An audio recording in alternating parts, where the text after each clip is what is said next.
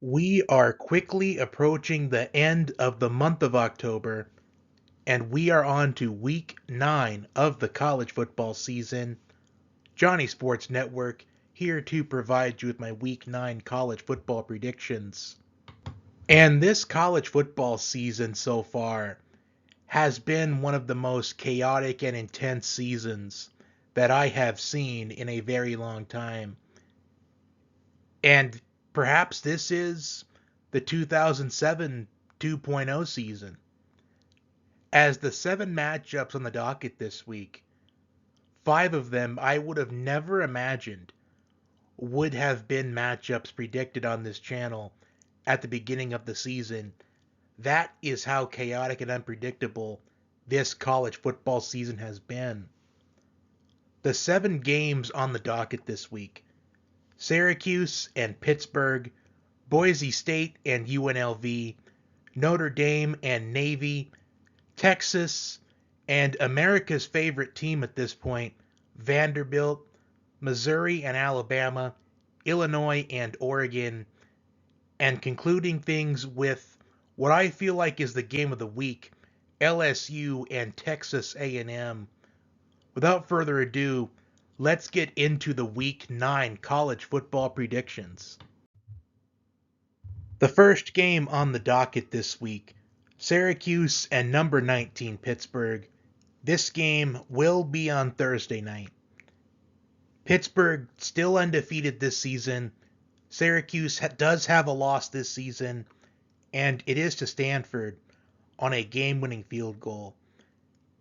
Essentially, we are a Stanford game-winning field goal away from this being a matchup between two undefeated teams in the ACC.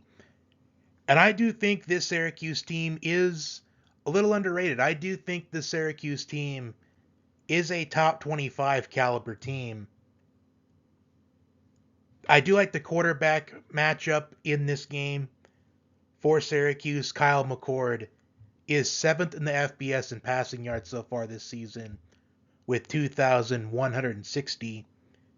And for Pittsburgh, Eli Holstein, I have seen him play multiple times this season, and I think he is one of the most underrated quarterbacks in the entire country. We have seen this Pittsburgh team overcome some adversity in the early portion of the season.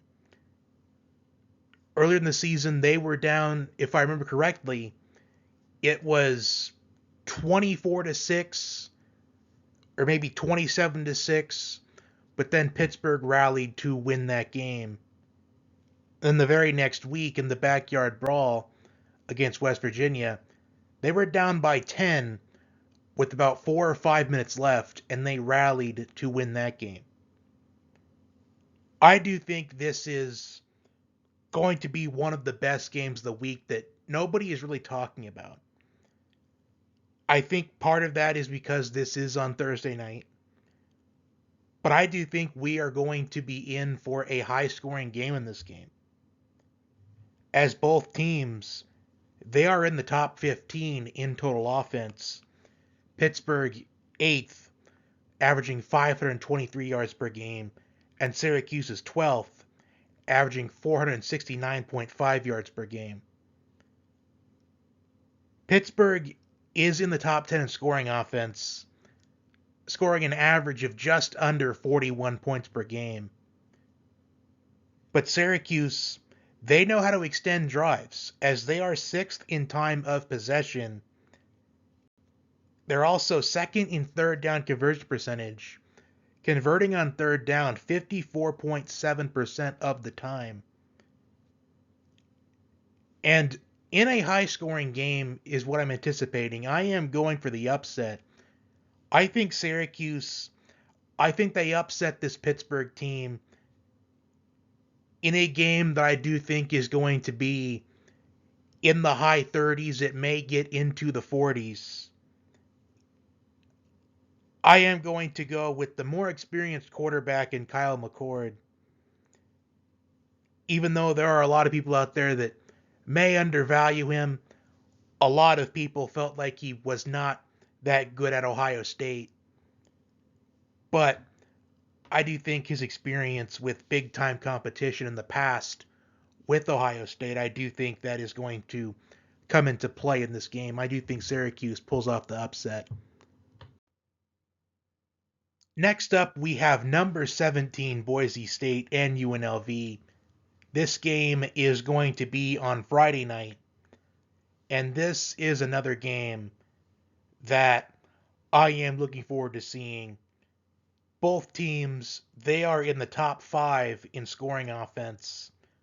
Boise State is third, averaging 46.8 points per game. UNLV is fifth, averaging 43.6 points per game. And I had to give UNLV a lot of credit because after Matt Saluka entered the transfer portal, I really did feel like UNLV, they were done as far as making a run, and it was over an NIL dispute, and UNLV, they're able to rally. They were dominant against Fresno State that very same week that they got the news that their starting quarterback was entering the transfer portal, but UNLV, they are looking great without him. Their only loss along the way was to Syracuse in overtime. A Syracuse team that I did mention earlier, I do feel like is a top 25 caliber team. And UNLV, they host running back Ashton Jeanty and the Boise State Broncos. As Ashton Jeanty, he is a lot of people's Heisman frontrunner. I do think personally Ashton Jeanty is second behind Cam Ward. But if Ashton Jeanty did win the Heisman Trophy this season, I do think it would change college football as we know it for a long time. As I do think Ashton Jeanty winning the Heisman Trophy this season, I do think it will inspire a lot more players to want to commit to Group of 5 schools. And even though Army and Navy are both undefeated right now, I do think the winner of this game is going to be in the best position to represent the Group of 5 in the college football playoff. And Boise State's one loss this season is to number 1 Oregon, and Ashton Jeanty, he had a phenomenal game in that game as well. As Ashton Jeanty, he is on pace to break Barry Sanders' record for most rushing yards in a season. He's currently at 1,248 on the season, which is leading the FBS. Both teams, they do well, really well, at getting to the opposing quarterback. Boise State leading the country in team sacks with 29 on the season, and UNLV is 22 sacks this season, 11th in the FBS. I do think that Ashton Jeanty, I think he's going to be too much for UNLV's defense. As great of a program as Barry Odom is building at UNLV, Ashton Jeanty off of a bye week, he is well rested, and I expect another phenomenal game for Ashton Jeanty, and I do think Boise State, they do win this game. Number 12 Notre Dame and number 24 Navy. With every single week that is passing by in this college football season, I keep forgetting that Notre Dame lost to Northern Illinois in week 2. And I will give Notre Dame a lot of credit because they easily could have made that moment be a season breaker for them. But they didn't. They picked up the pieces, and they are on a 5-game winning streak. And Notre Dame offensively, they are improving quite a bit ever since that moment against Northern Illinois. As after the first 2 games, there was lots of concerns with Notre Dame's offense. But they've been getting better. They've been winning. And winning is all that matters. And now they go up against a Navy team where despite Notre Dame having 6 consecutive wins against Navy, there has been a couple of times Navy has given Notre Dame some fits. Could it happen again on Saturday? I would not be surprised, as Navy is 4th in the FBS in scoring offense, averaging 44.8 points per game. And I'm bringing up this stat because I do think it is going to have to come into play for Navy if they are going to pull off this upset. They are 4th in 4th down conversion percentage, converting on 4th down nearly 86% of the time. If you want to pull off an upset, you have to be aggressive, and being aggressive means going for it on 4th down. While Notre Dame, they are 5th in scoring defense, only giving up an average of 11.86 points per game. They are 10th in total defense, only allowing an average of 279 yards a game. From the beginning of the season, I did say that Notre Dame was going to be one of the best defenses in the FBS, but the offense, they needed to figure things out if they were going to make a run to the college football playoff. The Northern Illinois game, it was a speed bump for them. It was an obstacle, but they've been overcoming that obstacle so far, and they have been winning.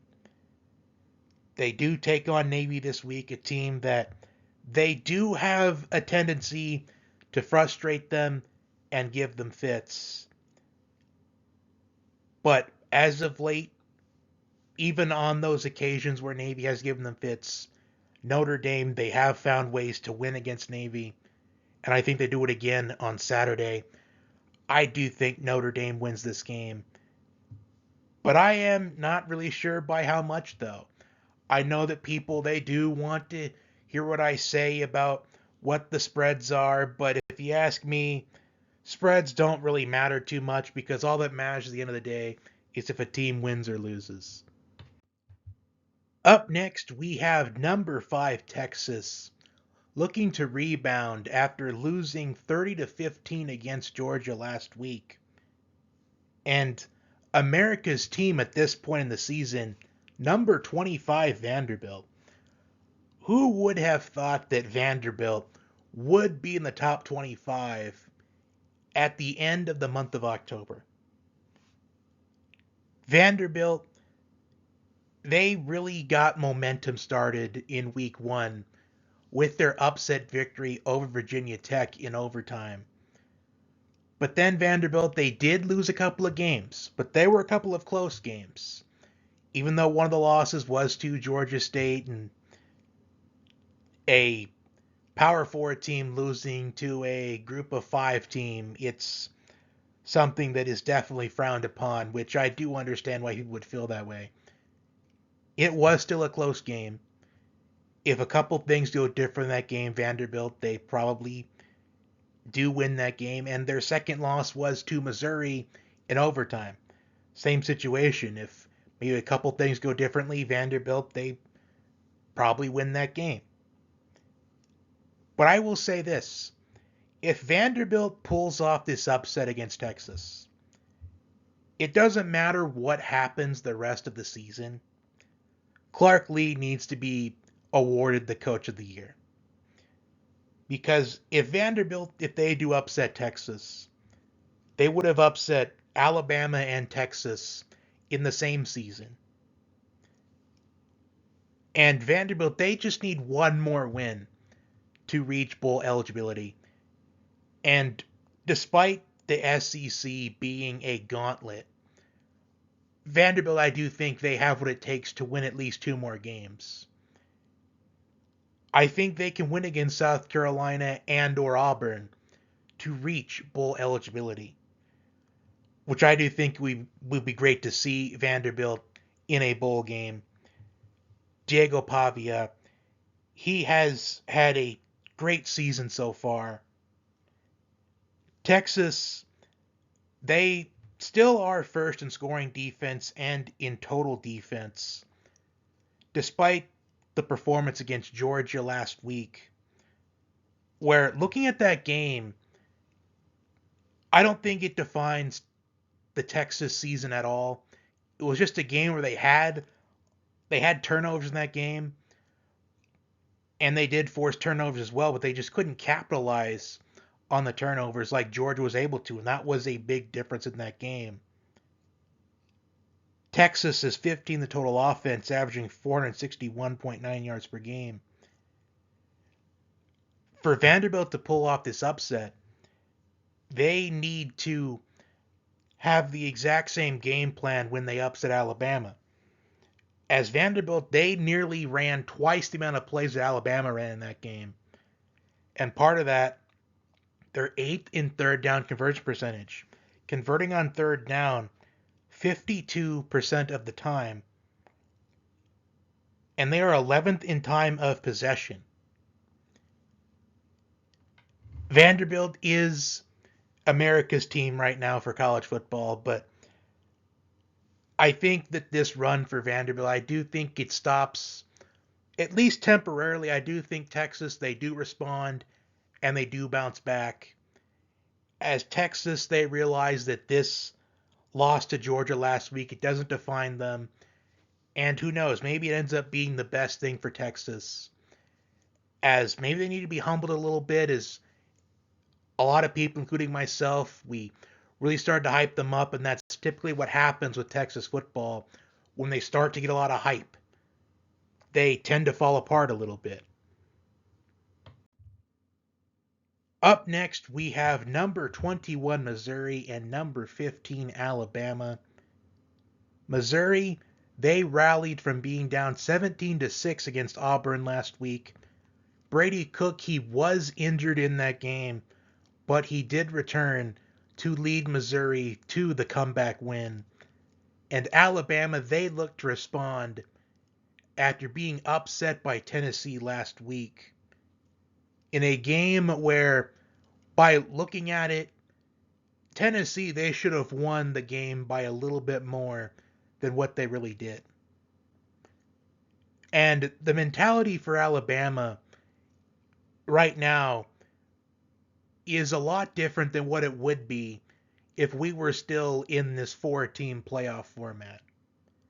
Because if we were still in this 4-team playoff format, Alabama with 2 losses, you have to accept that your season is pretty much done. You have no chance to win the championship.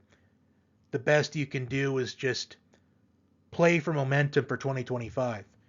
But with this new 12-team playoff format, Alabama is still in it, and Missouri is still in it as well.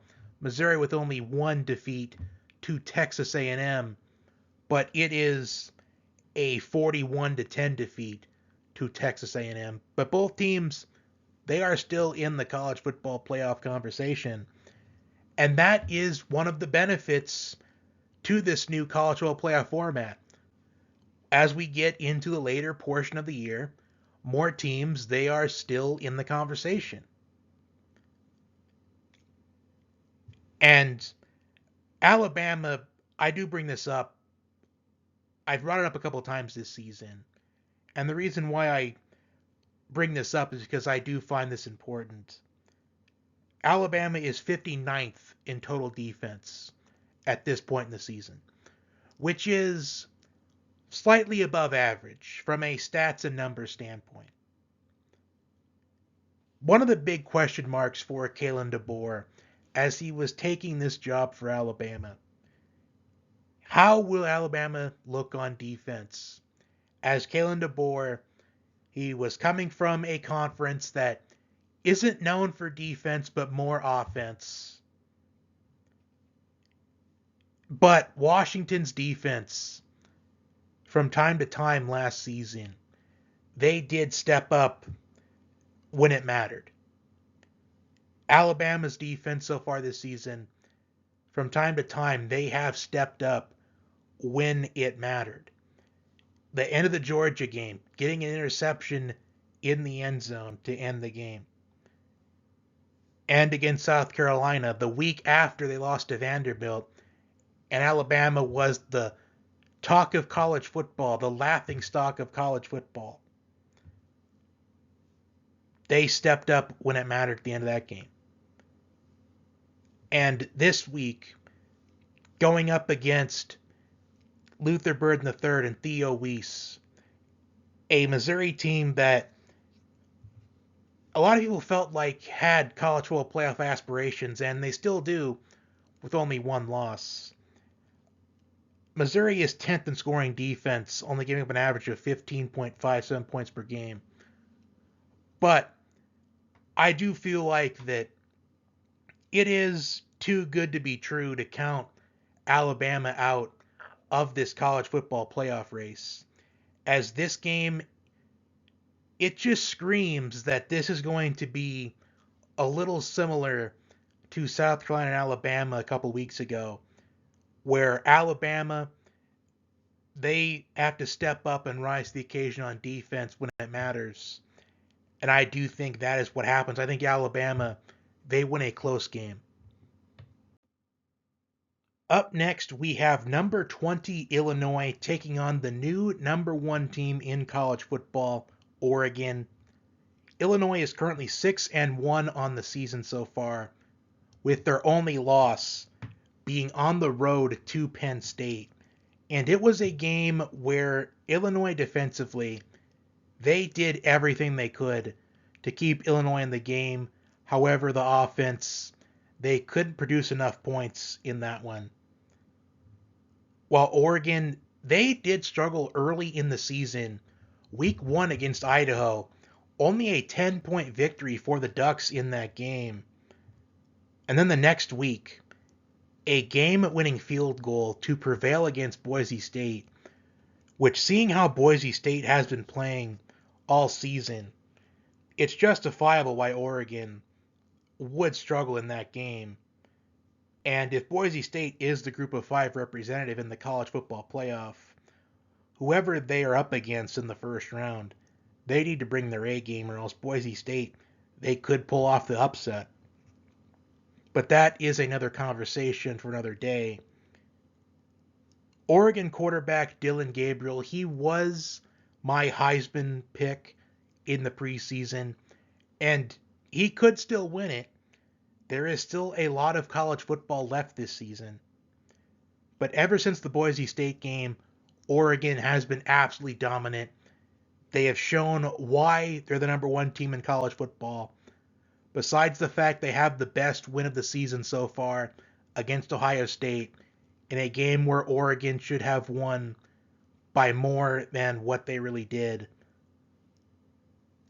They're 16th in total offense, averaging 461.1 yards per game. And they're 13th in scoring defense, only giving up an average of 16.57 points per game. For Illinois to pull off this upset, the defense, they need to do everything they can to keep Illinois in this game and hope the offense can produce enough points against a ferocious Oregon defense, only giving up 16.5 points per game.